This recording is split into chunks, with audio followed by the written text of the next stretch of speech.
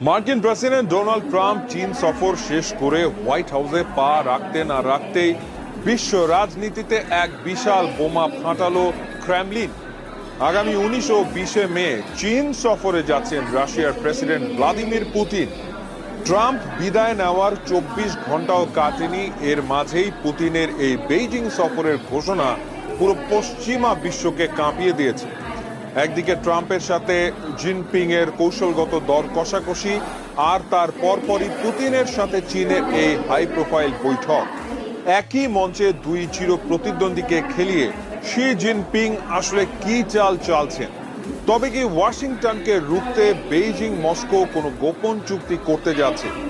এই সফরের সবচেয়ে চমকপ্রদ বিষয় হলো এর টাইমিং বা সময়সূচি। প্রায় এক দশক পর কোনো মার্কিন প্রেসিডেন্ট হিসেবে ট্রাম্পের চীন সফর শেষ হওয়ার ঠিক পরদিনই ক্রেমলিন পুতিনের সফরের কথা নিশ্চিত করে। অফিসিয়ালি বলা হচ্ছে 2001 সালের চীন রাশিয়া ঐতিহাসিক বন্ধুত্ব ও কৌশলগত সহযোগিতা চুক্তির 25 বছর পূর্তি উপলক্ষে পুতিন বেইজিং যাচ্ছেন। তিনি দেখা করবেন শি জিনপিং এবং চীনা প্রিমিয়ার লি সিয়াং এর সাথে। কিন্তু আন্তর্জাতিক বিশ্লেষকরা বলছেন এই সফর কেবলই একটি বার্ষিকী উদযাপন নয়।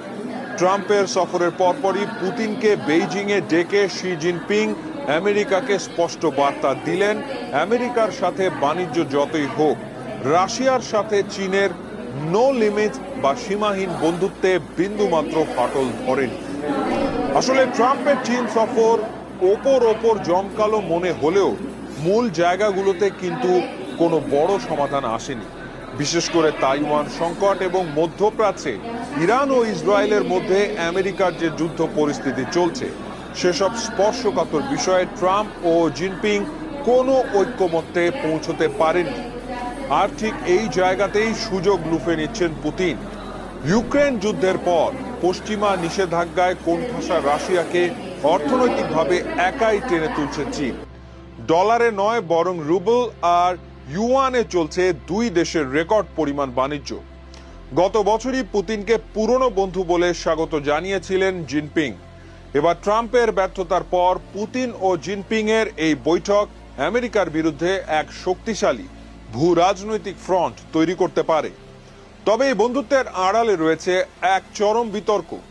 চীন নিজেকে ইউক্রেন যুদ্ধে নিরপেক্ষ এবং মধ্যস্থতাকারী হিসেবে দাবি করলেও পশ্চিমা গোয়েন্দা সংস্থা ও রয়টার্সের রিপোর্টে চাঞ্চল্যকর তথ্য ফাঁস হয়েছে। অভিযোগ উঠেছে চীনা কোম্পানিগুলো নাকি রাশিয়ার ড্রোন তৈরির কারখানায় দেদারসে ইঞ্জিন